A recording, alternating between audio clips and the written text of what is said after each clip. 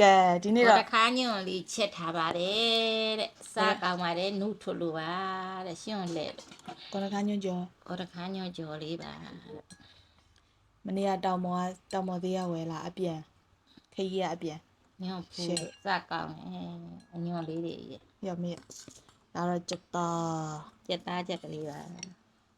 အော်ဒါစပက်ရှယ်ပါလဲဆိုတော့ဒီဘူးဒီငရုတ်တီတောင်မနေ့ကဒီဘူးဒီတွေ့လို့ဝဲလာဒီဘူးဒီကိုဖုတ်ငရုတ်တီကိုဖုတ်ငပိကိုဖုတ်ထောင်းထားပါတယ်လို့မြေပဲစီလေးနဲ့ဆိုပိုကောင်းတာပေါ့လို့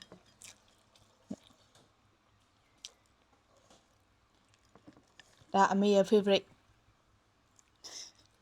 အမေရဲ့ကြိုက်ဆုံးစားဒီမှာတော့ဝယ်စားရတာပေါ့နော် ဘယ်နဲ့နေဝဲရ အမေအိမ်မှာပင်ဆိုင်ထားလေ စိုက်ကြတာမှလာမနဲ့ဆိုတော့မဝဲရတာပါ ခေါ်ရညွန့်လည်းမနေ့က နှုတ်ဖက်နဲ့ဝါမပါအကျန်းရွက်တရွက်မပါစားကောင်း ခုတော့စပယ်ရှယ်လက်နဲ့တွေ့ရုပ်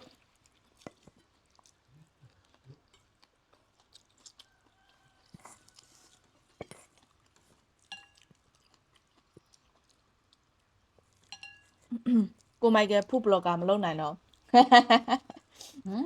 ဖူးဘလော့ကာသူ့အစားစာရေးစားပြီးသူ့မှာပင်ပန်းနေဘိုက်ပင်ပန်းနေဖူးဘလော့ကာဘယ်လိုလုပ်လဲတော့မသိဘူးတမျိုးအဲ့မှာစားရင်တော့ဘိုက်ပင်ပန်းလာအဲ့တော့တပတ်ထဲမယ် ဘိုင်းပင်စားတာမှမသိဘူး အေးအများကြီးစားရင်တော့ဘိုက်ကျဲမယ်ထင်တယ်နော် ငါဟိုင်း ဝင်းကောင်းကျဲသွား စားနေကြမလို့တော့ လို့ပြမှန်မဝရတယ်လို့ဖြစ်မလင်းတယ်ကိုစားနေကြစားတာမှာ ဟုတ်တယ်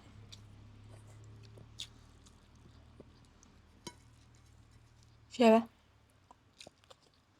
ဆောက်ကြပါဦး ဒါလည်းကောင်းပါလေ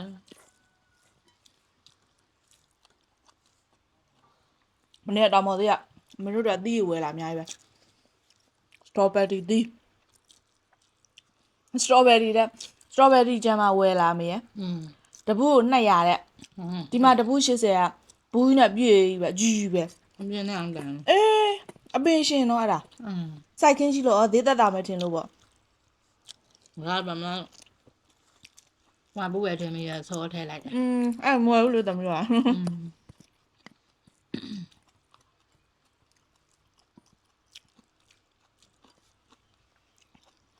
အခုတရားဖို့ဆိုအများကြီးပဲ ဘွဲသားသေးဖောက်တဲ့သေးလေ ခုကပင်ရှင်သေးပင်ရှင်သေးကိုကြည့်အောင်တပူကို200တဲ့ဘူးသေးသေးလေးက100တဲ့လင်းငလုံးပါရဲ့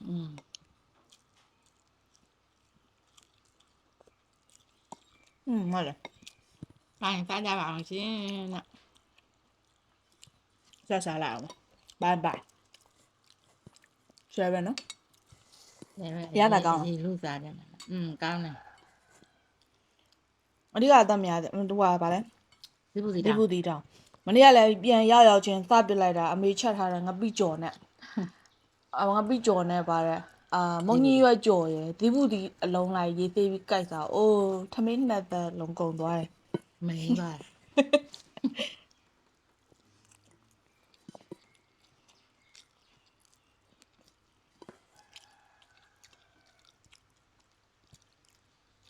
ကဲစားလာမှာဘိုင်ဘိုင်